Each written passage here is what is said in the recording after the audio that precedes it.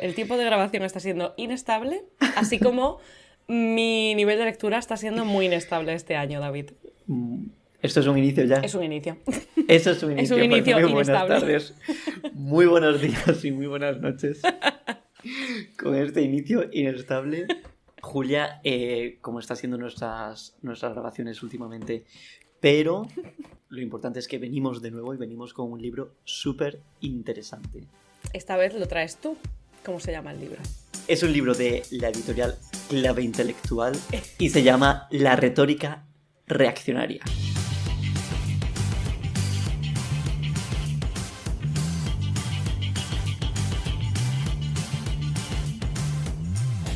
Uy, que pensaba yo que se llamaba la retórica reaccionaria del poder. ¿Por qué le añado yo del poder? No. Bueno, está bien. O sea, bueno, tiene su aquel, pero no es la retórica reaccionaria. Y de hecho, justo antes de empezar a grabar, básicamente me has boicoteado uno de los temas que te traía, que es sobre el título del libro. Así que no sé hasta qué punto empezar ya por eso directamente, porque me comentabas que este autor había escrito otro libro según lo que estabas viendo en internet. Sí, he hecho una documentación muy profunda, basada en los últimos 5 minutos de mi vida, en los que me he leído un poco su página de Wikipedia y he visto que también tiene otro título publicado por Traficantes de Sueños. Bueno, no. No sé si lo publican ellos o simplemente lo tienen en la tienda. Pero tiene otro libro por el nombre de Retóricas de la Intransigencia. Y ahí me he puesto yo a leerlo y me he deprimido un poco. ¿De bueno, qué va? Genial. Básicamente te estás leyendo sin darte cuenta el argumento o la sinopsis de este libro que vamos a hablar hoy. Pero bueno, ¿y este otro libro que es como un resumen del tuyo? Es el mismo libro. A eso es a lo que vamos. ¿Qué? Sorpresa. Ya, spoiler, porque en realidad todo lo que yo tenía pensado de cómo decírtelo pues ya se ha ido al garete. ¡Anda! Pero bueno, básicamente, sí, vamos a ir un poco rápido en esta parte porque hay mucho reaccionario que invocar Bien. en el programa de hoy. Pero sí, la curiosidad del título, que se llama La retórica reaccionaria, y viene del inglés, que se publicó como The Rhetoric of Reaction. Ajá. Es un libro que se publica en 1991, pero que se podría haber escrito ayer, y lo vamos a ver en este programa. Y entonces sucede una cosa, que en aquel momento el libro está ya listísimo para publicarse, y en el último momento el autor, que es Albert O. Hirschman... Es verdad, no hemos dicho el nombre antes. No hemos dicho el nombre, pero es Albert O. Hirschman, bueno, no sé pronunciarlo, decide que le quiere cambiar el título. Pero bueno. Y entonces, ¿qué hace Hirschman? Llama a su editor y le dice, oye, mira, en lugar de la retórica reaccionaria, quiero que se llame la retórica de la intransigencia. Todo esto en inglés, ¿no? Que es como hablaban ellos. Ajá. ¿Y el editor qué hace? Pues el editor le dice que no. Ah, perfecto, Y maravilloso. El editor le dice que ya para adelante con lo que estaban. Y entonces, ¿qué es lo que pasa? Que el libro se publica en inglés como la retórica reaccionaria. Ajá. Y Sin embargo, vale. hay una edición que llega a España, anterior a la que te traigo yo hoy, que lleva ya años agotada, años descatalogada. De hecho, si te metes en la página web de Traficantes de Sueños, pone que está agotada. Bueno, es que, cállate, Retóricas de la Intransigencia también está agotado. No, te hablo de esta. Ah, vale. De Retóricas de la Intransigencia, exacto. Te hablo de esa publicación. Es decir, en inglés se publica, el editor decide que no se cambia el título y que se va a llamar La retórica reaccionaria. Ajá. Sin embargo, cuando llega a España, sí que se le da ese gusto al autor. Ay, que llega bien. Y se titula Retóricas de la Intransigencia. Pero esa edición ya está agotada y está descatalogada. Entonces, esta nueva publicación se ha recobrado ese título de la retórica reaccionaria, un poco precisamente tomando como argumento una de las claves del libro en general, que es que muchos de los argumentos que aquí se presentan o las retóricas que aquí se presentan siempre vienen como una reacción a una propuesta progresista o a una propuesta de reforma de la sociedad. Entonces es como una... Y creo que tú me lo comentabas, que lo ponía en la sinopsis del libro de descatalogado, que habla precisamente del principio este de Newton, sí, de la acción-reacción. Sí. Entonces habla de cómo siempre están reaccionando simplemente a la acción progresista. Vamos, que en realidad el título con el que se publicó originalmente tenía más sentido casi que el de la intransigencia. Sí, pero no, porque Uy. en realidad Hirschman en este proceso que tiene de desarrollar las diferentes retóricas que se dan en los últimos 200 años, ahí es poco, en realidad se da cuenta de que no solo esto sucede con los reaccionarios, sino que también en el lado progresista esto sucede. Jesucristo. Entonces es ahí donde se tuerce un poco todo, pero vamos a hablar de esto también durante el programa.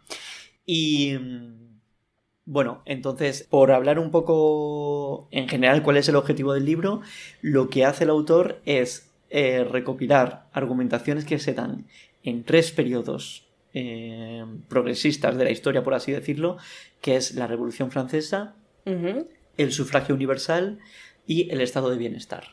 Uy. Y en estos 3 periodos el autor encuentra que se usan una y otra vez las mismas retóricas reaccionarias. Ah, qué guay. Oye, me interesa muchísimo el tercero porque no sé cuál, o sea, cuál era el debate sobre la... En realidad lo que dice no es tanto que en cada momento haya diferentes debates, sino que en cada momento se El dan mismo debate. todas las retóricas. Qué fuerte. Se dan 3 retóricas diferentes que se repiten una y otra vez. Esto me fascina muchísimo porque ya me has estado comentando previamente a la grabación que tras quedarte con este conocimiento a raíz de la lectura del libro, lo estás aplicando continuamente. O sea, lo ves en todas partes. Claro, es que este libro que se escribió en 1991 y habla de estos 3 momentos, ¿no? Que también, pues algunos hacen más tiempo y otros menos, pero igualmente ya son parte del pasado, por así decirlo. Igualmente, no paro de verlo ahora en todos los debates, en todas las discusiones. Entonces es muy curioso y creo que no hay mejor manera de visibilizar lo actual que es este libro que precisamente trayéndote, según vayamos presentando las diferentes teorías, algunos ejemplos de cómo he visto que estas teorías siguen a día de hoy presentes. Me parece maravilloso. Me parece que va a ser un podcast muy educativo este, además. Bueno, no sé, ya veremos si esto queda tan educativo como teorías queer. Por favor, que bien me lo pasé con Pero eso. bueno, perdonad por aquel momento. Referencias. Pero bueno, vamos a...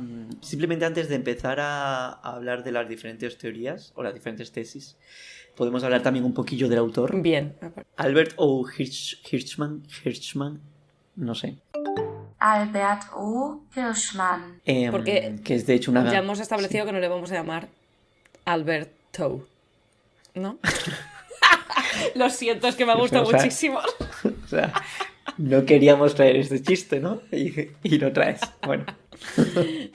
Es que te veo los sufrir esquemas. con el Hirschman. Digo, ¿por qué no llamarle Alberto? Sí, podemos. Estoy intentando además crear un espacio entre Albert y O, precisamente para no decir Alberto. Pero bueno, seguramente le llamaban así en la guerra civil porque... Ay. Bueno, ahora vamos a ello. Pero básicamente esta persona nació en Berlín en 1915. Ujú.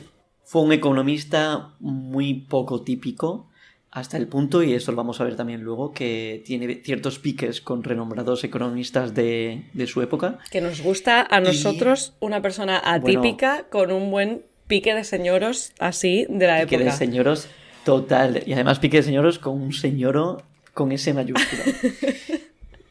y Hirschman es una persona que acepta sus propias contradicciones a lo largo de su vida mientras desarrolla su discurso. El mejor En tipo de lugar persona, qué maravilla. Que es maravilloso, siempre que no vaya al fascismo verdad. o cosas así. Pero bueno, eso, lo que no hace es aferrarse a cualquier pensamiento y mostrar como una absoluta seguridad, que él siempre lo rechaza mucho. También te digo que suerte la del amigo Albert, que en 1900 no existía Twitter, porque claro, esto de ir evolucionando el pensamiento y tal, no te lo perdonarían Hirschman en Canceladísimo. en Twitter. Te habrían sacado esos tweets de 1943 en un momentito. Es verdad. Ay, pobrecito. Pero bueno. Qué bien que no lo vivió. Entonces, nace en 1915. Pero en la década de 1930 llega Hitler al poder. Así que Hirschman se va de Berlín, se va a París. Pero en esa misma década, en 1936, hay un intento de golpe de Estado en España y surge la guerra civil. Y aquí el amigo se apunta a las brigadas internacionales para luchar en la guerra civil. Es que héroe a la par que mala pata, de verdad. Venirse para acá en plan, el fascismo no me apetece. Ups. De hecho, él no llega a hablar mucho sobre esta época. Parece que no estuvo... Como que fue un poco desencantador el hecho de todas las guerras fratricidas y de los conflictos internos que había dentro del bando republicano. Normal, pobre hombre. Uf. Y bueno, sin cambiar de década, todavía en los años 30 estalla la Segunda Guerra Mundial y este hombre decide unirse también a los aliados para luchar al fascismo. Y mientras tanto se sacó la carrera de economía. ¿Cómo? O sea, por favor. Y nosotros agobiados porque tenemos clases de inglés por la tarde. Madre mía, Alberto. Con tanto ajetreo, pues no es de extrañar que al final este hombre luego se convirtió en un reformista. En plan de, vamos a tomarnos las cosas con calma, señores, que yo he vivido mucha intensidad ya. Y claro, Pasito a pasito. él de hecho, claro, él creía que era mejor eso, ir consiguiendo como reformas poco a poco. Ujú. Más que en golpes fuertes o en revoluciones, etcétera. Es que si te ha tocado vivir eso, como para ser un idealista y pensar que las cosas van a pasar así, de un día para Claro. otro. Pero bueno, vamos ya directamente al libro y vamos a presentar sus 3 tesis, la Trinidad reaccionaria. Jesucristo, nunca mejor dicho, por supuesto, que teníamos que volver como una trinidad de teorías. Es que, Dios mío. Prometo no liarla tanto de nuevo como la Trini de las teorías queer, pero... así que bueno, vamos a empezar directamente con la primera tesis de Hirschman, de Alberto, que es la tesis de la perversidad. Suena precioso, maravilloso. Invita a ello. Yo pensaba que la tesis de la perversidad iba a ir por un lado totalmente diferente, pero la tesis de la perversidad dice que cualquier acción Ujú. para modificar el sistema o la sociedad en la que vivimos va a producir el efecto opuesto al objetivo que se tenía inicialmente. Es decir, Pervierte el ideal original eso es. de lo que están intentando hacer. ¿Y qué pensabas tú que iba a ser? Yo me imaginaba más como que iba a ser la perversidad de los reaccionarios. No sé, bueno, como vale, no vale. les tengo mucha estima. Entonces me imaginaba algo así, como que iba a ser más de lo perverso que iban a ser, pero no. O sea, Es bueno, verdad. No, puede que yo lo tuviera ya en mente porque me has comentado algo, si no, quizá se me hubiera ido a la mente directamente a eso. puede ser. Pero básicamente, justo aquí, ¿no? Un caso de éxito para esta tesis que además fortaleció el paradigma en su momento es el de la Revolución Francesa. Ujú. La Revolución Francesa, precisamente, que entre sus objetivos era el conseguir la libertad y precisamente acabó en el régimen autoritario de Napoleón. Entonces aquí se hablaba mucho, ¿no? De cómo habéis intentado conseguir algo, pero habéis intentado salir de los designios del señor y contra la monarquía y todo esto, y por lo tanto al final, pues habéis conseguido lo contrario. Y esto creó el paradigma, porque además se creó como una especie de regla que daba por hecho esto. Y otro ejemplo muy común... Pero ¿la regla explica que siempre vaya a pasar esto o que por las formas en las que sucede normalmente vas a conseguir este resultado contrario a lo que quieres? ¿O simplemente lo estudia como, uy, pues normalmente esto pasa? Ni siquiera se llega a estudiar. Ah. Esto básicamente lo que dice Hirschman es que se profetiza con este tipo de resultado. Pero se profetiza sin ni siquiera tener en cuenta de una manera seria. Muchas veces a lo mejor lo presentan incluso con números, Oh. que se hace como de una manera como un resorte automático, que ni siquiera se llega a cuestionar o no se intenta construir un diálogo mucho más fuerte, que eso lo podemos hablar un poco después de ver las teorías, porque el objetivo realmente de Hirschman Ujú. no es el decir, cuando se dice esto, no tenéis razón. Incluso llega a decir, puede que en parte tenga razón, o puede que en algún caso, Sí. incluso en su totalidad, ¿no? Pero en general, lo que dice es ridículo que en los últimos 200 años se estén usando los mismos argumentos. Y esto indica que, de hecho, hay una especie de facilidad por sacar estos argumentos y por lo tanto no están ni bien construidos, ni son originales, ni facilitan realmente el diálogo, ni el análisis de cada una de las políticas que se plantean para evolucionar como sociedad. Pero es fascinante que no sea evidente para la mayoría de la gente que esto sucede continuamente. Claro, no nos damos cuenta y es muy fuerte porque, claro, yo puedo entender que cuando están tan separadas en el tiempo como puede ser la Revolución Francesa de el sufragio universal o la creación del estado de bienestar, podemos no darnos cuenta, pero es que revisando ciertos debates, es constante Qué este fuerte. tipo de estrategia, ¿no? Otro ejemplo, de hecho, y creo que este sí que es, aunque es muy antiguo, lo podemos ver todavía a día de hoy, es el argumento que esgrime que los programas de bienestar social a las personas más vulnerables van a crear más pobreza en lugar de disminuirla. Es decir, tu objetivo es... Acomodas a la gente ahí en... ¡Ay, qué Total. bien ser pobre! Madre mía, que me lo dan todo. ¿Cuándo ha sucedido eso? O sea, es que es... De verdad, un argumento que dices no tiene base en nada. Pero genial, sigamos con ello. Me alegra que lo tengas tan presente porque de hecho es que esto, según Albert Hirschman, se inicia, o una de las maneras en las que más abiertamente se presentó, fue en las que se llamó como leyes de pobres en Inglaterra, Oh, alrededor de 1830. ok. Joder, 1830. Se decía, atención, y a ver si te suena este argumento, que estas leyes actuaban como un incentivo positivo a la vaguería y a la depravación. Claro que sí. Que también te digo, bueno, a mí vaguería y depravación tampoco me suena tan mal, podría haber dicho otra cosa un poco peor. Pero Ya, la bueno, verdad que es como... Sí, el pecado del día a día. ¿Qué más? decían que lo que hacía era producir más pobreza en lugar de disminuirla. Y de hecho, nos pone también como ejemplo Hirschman, ¿no? Que un siglo más tarde, en los años 80, un politólogo estadounidense muy controvertido llamado Charles Murray, que yo no sé quién es, o no sabía quién era, No, no me suena. decía que la asistencia a los pobres hacía que quedaran atrapados en la vaguería y la pobreza. Y de Eso hecho hablaba mismito. que al intentar, y aquí abro comillas, eliminar las barreras para escapar de la pobreza, sin darnos cuenta, construimos una trampa. Claro, y además, quédate con esto de la trampa porque próximamente vamos a recuperarlo. Y esto te digo de nuevo, en los años 80. Qué fuerte. Y entonces aquí lo que pone como ejemplo Albert Hirschman de lo que comentábamos antes, ¿no? De que incluso puede que parcialmente tengan razón cuando proponen estas reacciones. Ujú. Él pone el ejemplo, y me parece muy bueno, de la introducción del uso obligatorio de los cinturones de seguridad. Uy, qué buen ejemplo, a ver.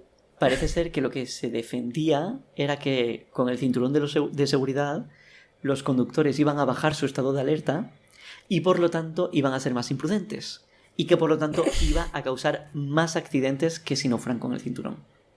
Ay, ay, ay, ay, ay. No, error. Y esto, claro, lo que dice el autor es, a ver, puede ser que realmente el cinturón te dé una sensación de seguridad mayor que ir sin él y que por lo tanto haya una reducción del estado de alerta, pero eso no significa ni que vaya a haber más accidentes, ni significa que vayan a ser a causar más víctimas o más muertes, es decir, que lo que dice es que se profetiza de una manera absoluta y tremendista, ¿no? En lugar de intentar analizar, bueno, si realmente van a bajar el estado de alerta de los conductores, ¿cómo hacemos para compensar eso?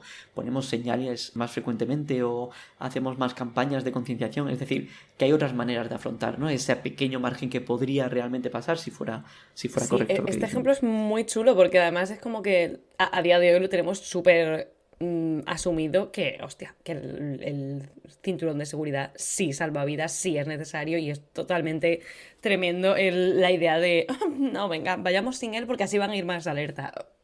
¿Cuándo? ¿Cuándo ha pasado Claro. eso? O sea, así que qué buen ejemplo, qué guay. Completamente, y además eso que lo pone como de diferentes puntos, ¿no? Estamos hablando más de reformas políticas, el cinturón de seguridad, que va un poco más en la seguridad, que puede haber gente que tenga preocupaciones en cuanto a ello, pero también habla mucho de la economía, porque él era un economista, ¿no? Ujú. Y habla precisamente de los dogmas de la economía, de esto de la mano invisible, el mercado autorregulado, todo esto Bueno, un poco fantasioso. Sí. Y que de hecho tiene mucho que ver con esta tesis de la perversidad, porque supone que cualquier intento de intervenir en los resultados del mercado rompe ese equilibrio casi divino. Y relacionado con esto te traigo unos ejemplos concretos más recientes. Venga. Primer ejemplo. Septiembre del 2020. Uy, reciente. El Parlamento de Cataluña aprueba una ley para contener el precio de los alquileres en algunos de los municipios más poblados de Cataluña. Ujú. Los reaccionarios se retuercen por la intervención del mercado y anuncian que bajará la oferta y los contratos firmados. El Observatorio Metropolitano de la Vivienda publicó un informe en julio del 2022 demostrando de hecho que bajaron los precios y que igualmente ni cayó la oferta de viviendas ni cayó la cifra de contratos firmados. Sin embargo, estamos hablando de julio del 2022, ese mismo mes la periodista de OK Diario, ese periódico de Eduardo Inda, Muchísimas comillas. dice lo siguiente en La Sexta Noche. A ver. En algunos barrios, los tengo aquí todos, si queréis los digo, pero llegó a crecer con esta solución magnífica un 17,6%, un 8,9%, un 6,7% y si quieres sigo. Es decir, esta es la magnífica solución que siempre aplica la izquierda en su lucha de clases, ya me pierdo, pero que siempre aplica la izquierda y que siempre fracasa sistemáticamente. Maravilla. Está negando todo, ¿no?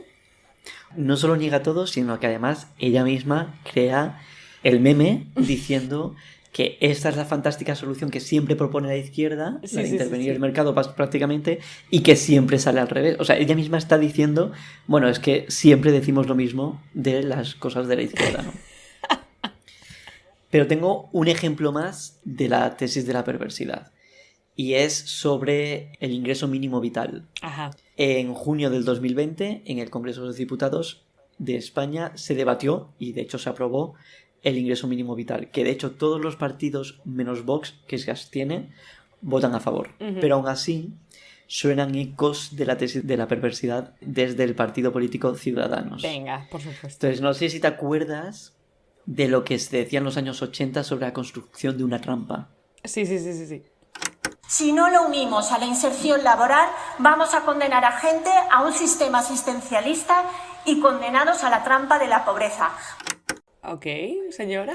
Ahí está, ¿no? Es la trampa de la pobreza, ¿no? Simplemente el dar un ingreso mínimo vital sin itinerario de inserción, ¿no? Que puede ser, obviamente, una política complementaria, pero si no se hace de esta manera, entonces lo que se va a crear es la trampa de la pobreza, gente que va a estar básicamente atascada en ese sistema, ¿no? Además subsistiendo. Pero que es fantástico, porque es tal tópico, o sea, eso lo habré escuchado 1.000 millones de veces y es como, o sea, para que eso sea tal pedazo de tópico, ¿lo has debido de ver en algún lugar? ¿Qué ha sucedido? ¿Dónde ha sucedido? De hecho, un último ejemplo de este mismo tema. No sé si conoces al economista Juan Ramón Rayo. No, tengo el placer. Bueno, qué suerte tienes, qué suerte tienes. Juan Ramón Rayo es una persona que es muy invitada a programas de televisión como economista experto a dar su opinión neoliberal de cualquier tema. Bien. Él tiene un vídeo criticando, bueno, tiene varios, ¿no? Pero tiene uno criticando el ingreso mínimo vital que tenga una condicionalidad para acceder demasiado laxa. Ajá. Entonces nos dice que es demasiado flexible y que esto genera un problema. Y te voy a mostrar directamente lo que dice. Formalmente tiene condicionalidad, en la práctica no la tiene. Y esto sería desastroso para la sociedad porque, como ya hemos dicho, rompería la cooperación social. Estaríamos creando bolsas de pobreza permanentemente subsidiadas que vivirían a costa del resto de la sociedad en lugar de intentar que ese colectivo de personas que está transitoriamente en una situación de desamparo pueda reincorporarse a la sociedad y pueda volver a cooperar con el resto de personas. O sea, estamos creando bolsas de pobreza y aparte también está hablando como si uno acabase en una situación de pobreza de forma transitoria, cuando es en plan, perdona, hay gente que nace en una situación de pobreza y también está como instaurado y pasa de generación en generación, o sea, tampoco es una cosa que suceda hoy. He tenido mala suerte de repente. Hoy estoy en un periodo de pobreza. Ay, es que este mes me has pillado en un periodo de pobreza, no puedo salir. Como que no hay unos elementos estructurales muy fuertes. Exacto, que de hecho hay que combatir, ¿no? Y que quizás no signifique que no sea solo un... bueno, pues estos 3 meses tienes para salir de la pobreza si no estás fuera del concurso y ya no puedes recibir el... Es que, o sea, le dan la vuelta como si fuera prácticamente un objetivo a conseguir. En plan, hostia puta, qué maravilla.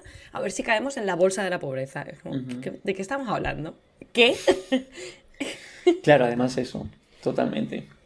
Bueno, pues vamos... esta es la tesis de la perversidad. Es decir, intentas algo y consigues justo lo contrario.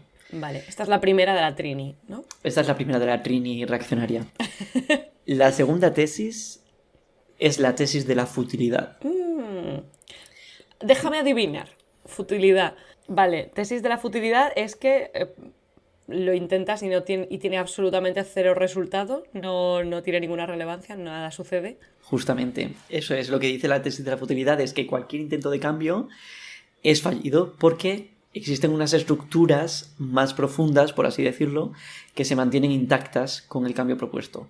Entonces esta tesis lo que reclama es que se está ignorando una supuesta casi ley natural que supone que como mucho el cambio pretendido es una superficialidad o algo cosmético. Uy, esta es complicada porque yo en realidad creo que con muchas ideas tengo como esa sensación de, tío, si es que es un intento minúsculo contra un sistema monstruoso, ¿cómo va a conseguirse algo? Es prácticamente simbólico, lo van a tirar.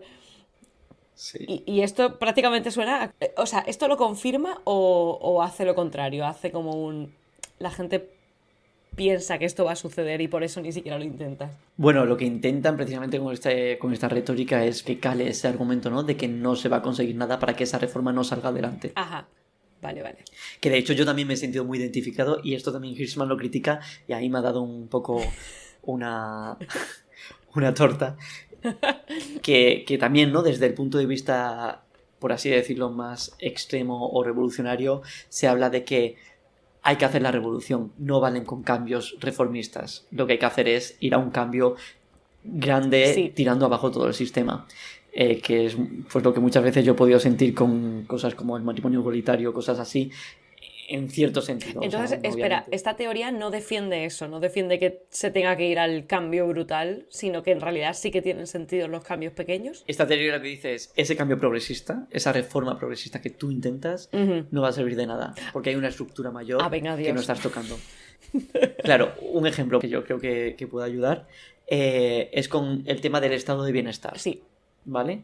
Y con estos programas, por ejemplo, de transferencia de ingresos. Y lo que dice Hirschman es, ¿qué pasa si nunca llegasen a los beneficiarios últimos y se desviasen por la corrupción estructural, por así decirlo, a otros grupos sociales de mayor influencia?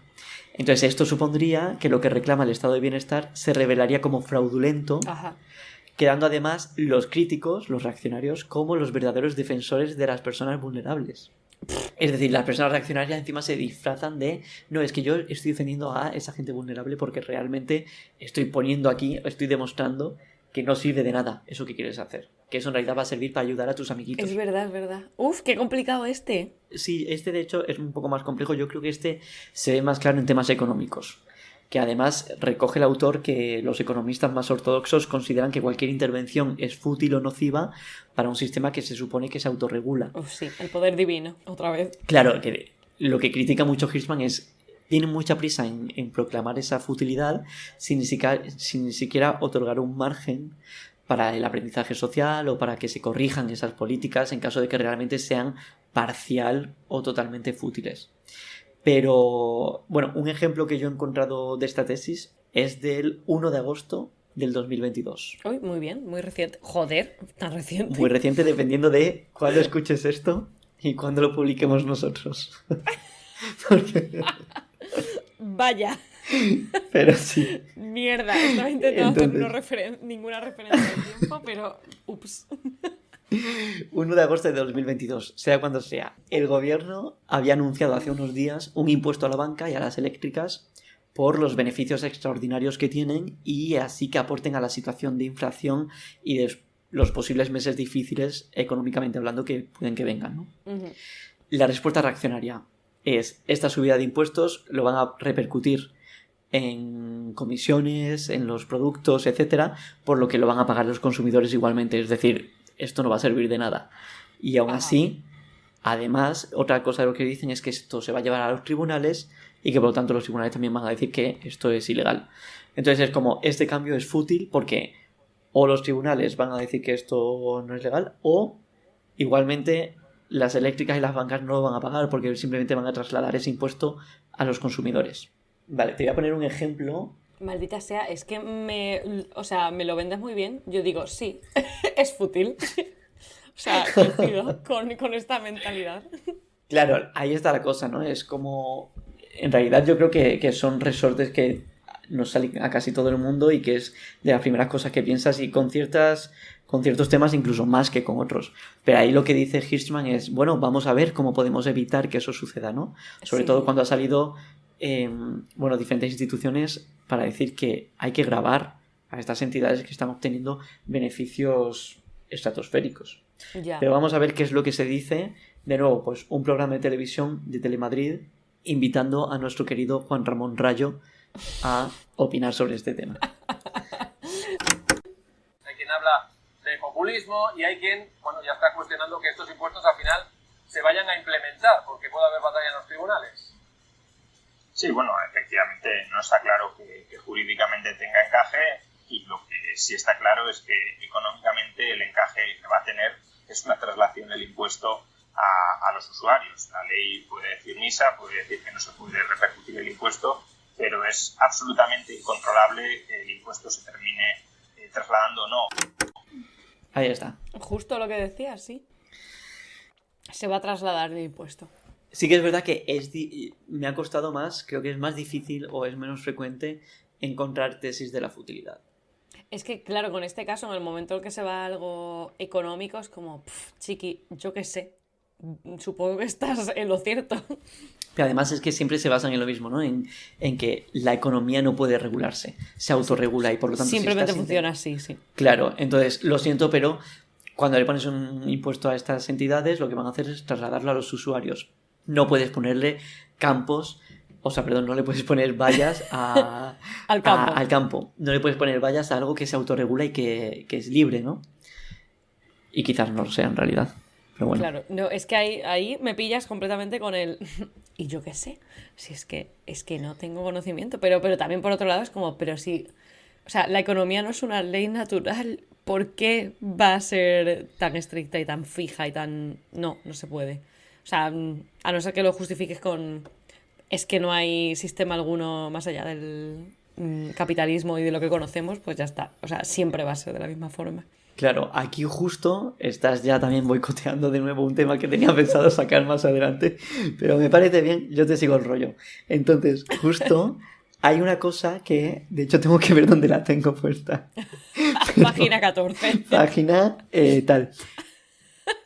Lo que dice Hirschman es que nos tenemos que alejar un poquito, ¿no?, de estos tópicos que él está planteando. Uh-huh. Precisamente lo que dice es que no digo ni siquiera que a veces no tengan parte de cierto, pero aún así lo que tenemos que hacer es alejarnos para poder construir diálogos constructivos, porque estos son simplemente gente diciendo estoy seguro de que esto va a pasar, ¿no? O estoy seguro de que esto es así, cuando en las ciencias sociales, como tú decías, es muy difícil, si no imposible, el conseguir algo 100% seguro como profecía. Sí. Y se menciona lo que en el libro, ¿no? Se menciona lo que se suele llamar la envidia de la física. ¿Envidia de la física? ¿Que es tener resultados fijos y que no van a fallar nunca? ¿O cómo va la cosa? Claro, es como un poco el sentimiento de inferioridad de las ciencias sociales que se sublima intentando sacar leyes universales y teorías matemáticas. Necesitas una fórmula ahí. Claro. Hola, economistas, ¿qué tal? Entonces, habla de esto, ¿no? De la teoría, pues lo de la mano invisible, es decir, como teorías supuestamente universales o al menos aplicables en una gran magnitud, que lo que hace es realmente intentar equiparar las ciencias, pues como la física, ¿no?, con las ciencias sociales, que son pues mucho menos seguras y no son tan... Pues que hay que abrazar un poco más la incertidumbre dentro de las ciencias sociales y tener en cuenta muchos parámetros más allá de leyes universales. ¿Cómo cambiaría la cosa si no tuvieran esa mentalidad tan matemática? Completamente. Para absolutamente todo. Es como, tío, si es que no. Y de hecho, hablando de discursos que están 100% seguros de lo que dicen sin tener ninguna prueba o sin realmente poner sobre la mesa todas las cosas necesarias, vamos a llegar a la tercera tesis. Ay, a ver. Y es la tesis del riesgo. Tesis del riesgo. Vale, imagino que lo que dice es que estamos en riesgo de, a raíz de un cambio progresista, conseguir o bien todo lo contrario o que la cosa vaya incluso a peor por lo que has intentado implementar. Más o menos. Aquí, claro, se toca un poco con la tesis de la perversidad. La perversidad sí que intentas ir a por algo y consigues justo lo contrario. Es verdad, en realidad estaba repitiendo. Claro, la tesis del riesgo interactúa con otros logros. Es decir, lo que dice es que esa reforma entra en conflicto con previos logros o previas reformas que vale. no podemos poner en riesgo por esta nueva que estamos trayendo. Hay mucha diversidad aquí, ¿no? En cuanto a los diferentes argumentos que se presentan. Tienes desde teorías como que el estado de bienestar pone en peligro el crecimiento económico.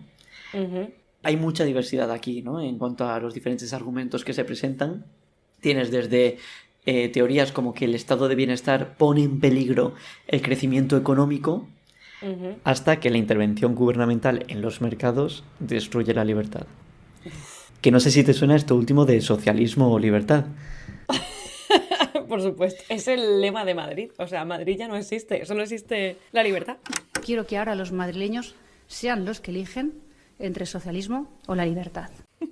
Si intervienes en el mercado de alguna manera, ya la libertad se hunde, ¿no? Es decir, esta idea que parecía tan original por parte de Ayuso es que tiene cientos de años. Qué tía. Y de nuevo, aquí una cosa de lo que dice Hirschman es que el cambio que se propone puede ser loable, puede ser deseable, pero supone un coste o unas consecuencias que no se pueden aceptar. Es decir, que lo que se recoge en esta tesis es que toda propuesta de progreso causa unos daños a los logros previos y por lo tanto que la nueva reforma pone en peligro reformas anteriores. Sí, o sea, es que puedo escuchar políticos directamente utilizando esto continuamente. Como no podemos poner en riesgo tal o tal cosa. Uf. Claro, y en teoría aquí Hirschman pone mucho énfasis en la distinción y tensión. Estamos hablando de un libro de 1991 y pone mucho énfasis en la distinción y tensión que se crea entre los conceptos de libertad e igualdad que ya recogía el lema de la Revolución Francesa. Uf. Y también me están dando así como muchos ecos de movimiento LGTB. Sí. Totalmente. Y de hecho, ¿cómo te lo hueles? Que es que ya estamos llegando a eso. Allá vamos. Estamos llegando. Las grandes mentes piensan igual. Eso, o que no hay programa en el que no abramos el melón. Joder. Todos los No hay programas. uno, No pasa nada. Parecía que no, ¿eh? Parecía que no. Bueno, ahora vamos a ello. Bueno, justamente lo que dice Hirschman es que esta tesis tiene un pequeño hándicap. Y es que, claro, para poder reclamar que alguna reforma pone en peligro un logro o reforma anterior, primero necesitas una reforma o logro anterior que la gente pueda temer perder. Ajá. ¿Sabes? Que en realidad, si la gente ya está harta, pues entonces te lo manda al traste, ¿no? Pero bueno, entonces eso, como que dice que en realidad esta tesis puede tardar un poco más en salir porque necesitas que la gente vea amenazado algún un logro derecho, previo. sí. Claro. Entonces, te traigo dos ejemplos sobre esta tesis. Uno, Constitución de Chile. Ajá. La ciudadanía eligió el 25 de octubre del 2020 a aprobar la redacción de una nueva constitución. Ajá. Y tras un trabajo de meses, el 4 de septiembre del 2022 Madre mía, qué de trabajo. se va a votar de nuevo, o se habrá votado, depende de cuando Cuando escuches este audio. de cuando escuches esto o cuando se publique. Entonces, el 4 de septiembre del 2022 se habrá votado la nueva constitución propuesta. Vale. Tanto sí o no. Entonces, está habiendo un programa, o ha habido un programa... Tú has consumido un programa en el que has escuchado lo siguiente. Hablar en impersonal no es fácil. Hay un programa que se estuvo emitiendo...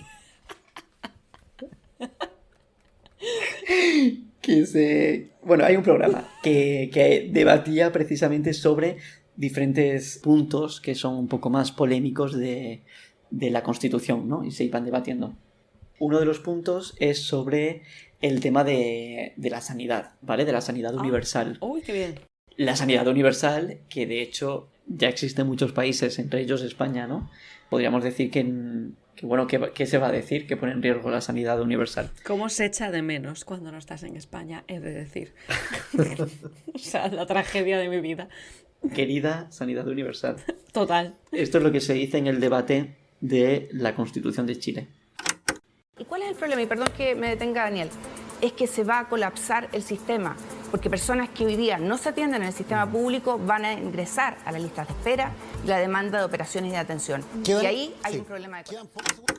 Es decir, tenemos un sistema sanitario que no nos gusta, Pero es pero que encima lo vais a colapsar si hacemos lo que vamos a hacer si traemos la sanidad universal es colapsar lo poco que tenemos.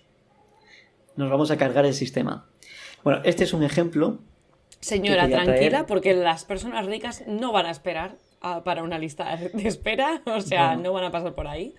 Y aquí te traigo un segundo ejemplo que ya hemos adelantado con la palabra melón, que, Trigger. bueno, trigger, espérate a que te diga de dónde te traigo ese ejemplo. Madre mía, a ver. Programa Genplace. Ay, no. Hace un año. Ay, por favor, dime que Abogada no es sí, es el Nuria González. programa de la ley trans. Por favor. Siento desbloquearte este recuerdo. Uy, santísimo Cristo, qué experiencia de urticaria, por favor, aquel programa. Con lo que me gusta a mí Genplace, ¿eh? Qué mal. Te traigo este ejemplo de Genplace, que de hecho me parece que tiene un poquito de futilidad y un mucho de riesgo. Ay, Dios mío. La propuesta de ley trans lo único que no hace es garantizar los derechos de las personas transexuales. Eso es así. Lo único que se centra es en una cantidad de argumentos y, bueno, de conceptos antijurídicos y que no existen en la realidad directamente para intentar socavar los derechos de todas las mujeres conseguidos en base a la diferenciación de sexo.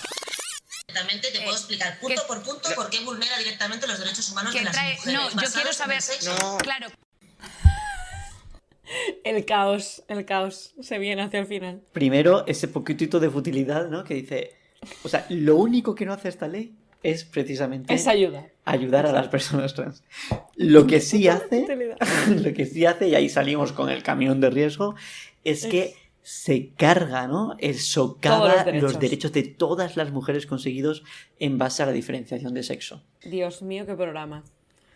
Pues pensaba que ibas a traer como ejemplo algo relacionado con el matrimonio igualitario. Pues lo pensé. Lo pensé, pero... Rollo, vamos hacia esa dirección, pero a lo mejor el asimilacionismo nos quita derechos o algo por el estilo. O sea, sí que he estado buscando, por ejemplo, el debate que se hizo en 2005 de la aprobación de la ley del matrimonio igualitario en España, pero no lo he encontrado, más allá de las intervenciones del PSOE, que no me interesaban. Claro. Y he estado viendo algunos debates de otros países, pero les veo un poco más refinados. No veo esto que, por ejemplo, decían de que es que pone en riesgo algún país, sí, ¿no? Creo que en México sí que decían cosas así.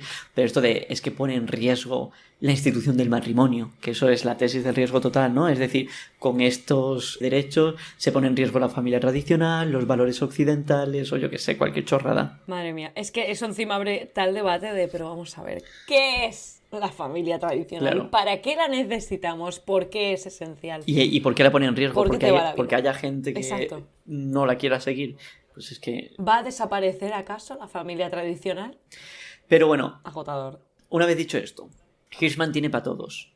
Así que, como te he dicho, se saca 3 tesis progresistas que también se repiten durante estos siglos. Oh, ok. Vale. Y estas tesis actúan casi como respuesta reflejo de las tesis reaccionarias.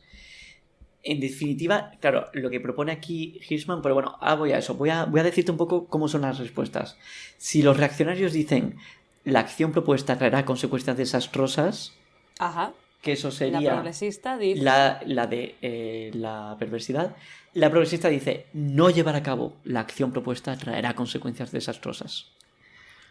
Es decir, claro, si no das el sufragio universal, por ejemplo, a la población se te va a poner en contra y este sistema se hunde. Más te vale darles esto o la lías. Sí. De nuevo, si la reaccionaria dice la nueva reforma pondrá en peligro la vieja, que es la tesis de el riesgo, Ajá. el progresista diría la nueva y la vieja reforma se reforzarán mutuamente. Ay, por favor, qué matemático todo. Total. Y la última, que sería la de la futilidad, que dice, la acción propuesta pretende cambiar características estructurales invariables.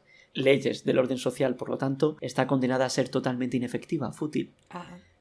Los progresistas dirían, la acción contemplada está respaldada por poderosas fuerzas históricas que ya están en marcha. Oponerse a ellas sería totalmente fútil. Es decir, la historia nos avala, estamos en un movimiento histórico que va hacia ahí la historia.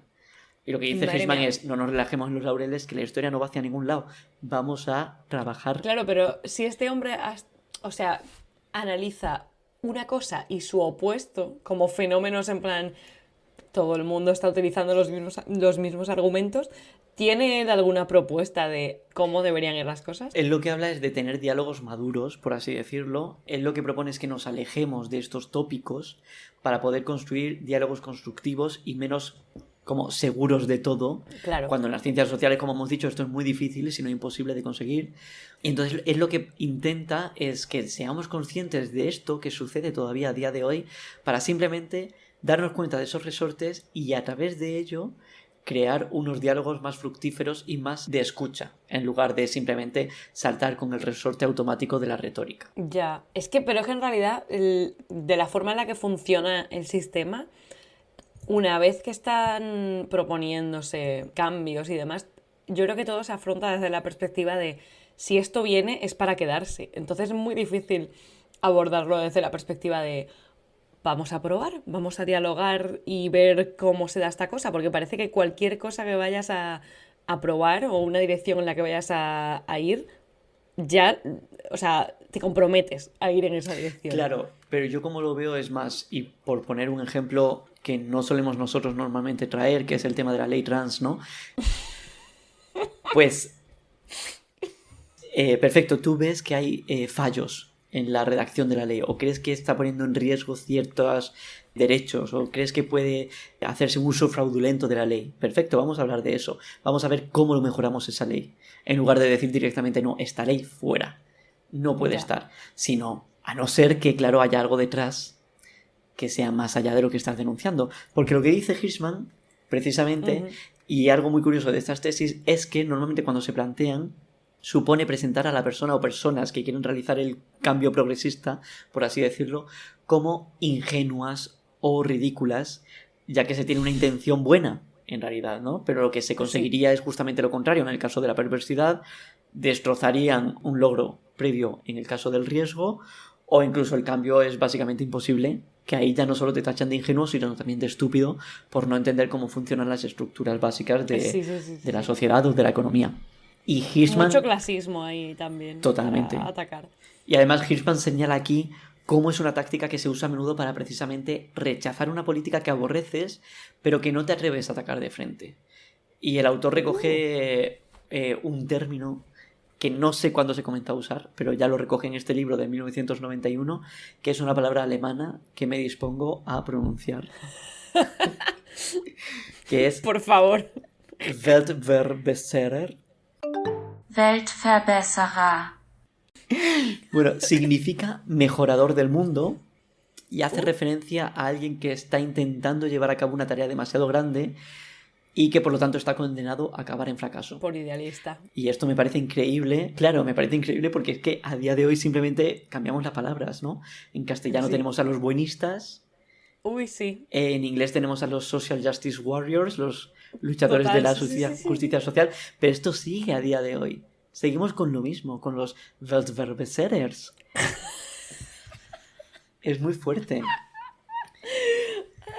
Y me parece Por favor, por supuesto que estás ahora mismo viendo este libro en todas partes. O sea, te das cuenta, lo que ¿no? cuentas está en todas partes, en todo diálogo, en toda... Súper actual. Bueno, qué fuerte. Espero que para cuando se publique esto siga siendo actual.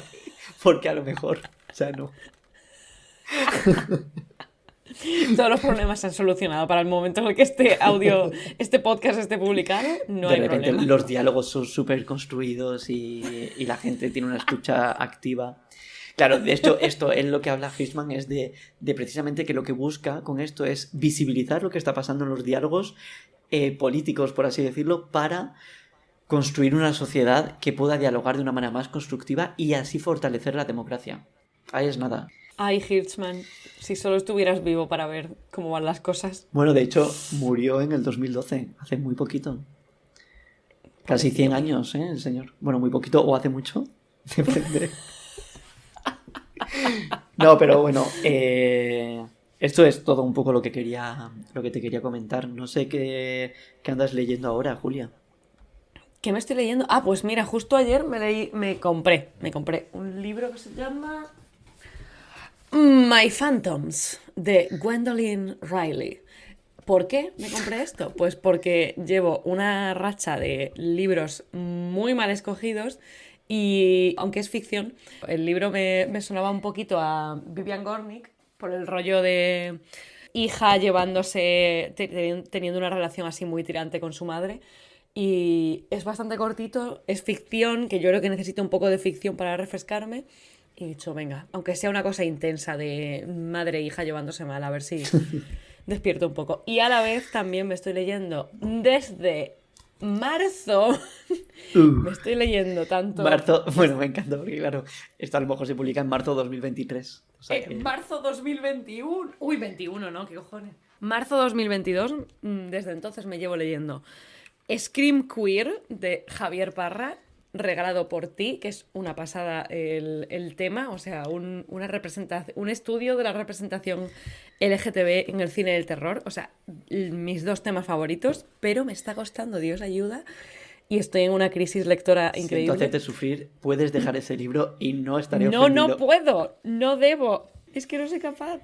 Y también a la vez me estoy leyendo, pero a ritmo de absoluta babosa, mi libro de Eva y Youth. ¿Cómo era? El fin del amor es. Wow. Es el primer título de Eva y Youth que me estoy leyendo. Me parece una tía súper interesante por los temas que trata, pero es verdad que me he topado con que el librazo de 300 y pico páginas tiene un tono así muy de tesis doctoral.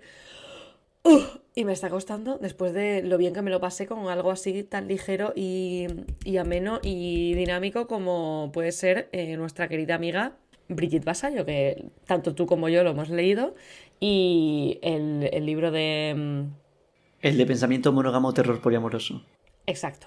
Y ese fue una fantasía, súper dinámico, maravilloso. Hay posiblemente en algún lugar del éter un superíndice posible, pero... nada, no está siendo mi año. Bueno, todos tenemos años y años. Sí. Estamos bien. Muy bien, pues yo, aunque no me preguntes, estoy leyéndome... Uy, es verdad. No están mis modales, por favor. O pasado, ¡ay! Modos de usar, que es un libro de Enzo Traverso y que... O sea, me estás diciendo que yo no soy capaz de leer en mi lengua ni a Javier Parra ni a Eva y Youth y tú te estás leyendo un libro en portugués. Qué ofensivo. A ver, tengo que decir que en ese viaje a Portugal me he comprado libros porque son muy bonitos, pero sí que es verdad que lo estuve hojeando y no es tan difícil leer en portugués. ¡Qué maravilla! O sea, se parece muy... Yo, he escuchado lo que es oral, no tengo ni idea cuando me hablan en portugués, pero escrito sí que es muy muy fácil. Alguna palabra sí que puede ser algo más compleja, pero si busqué ya está. Y me está encantando este libro, que de hecho en castellano se llama El pasado, instrucciones de uso. Sí, existe en castellano y me lo estoy leyendo en portugués, pero era muy bonita la edición.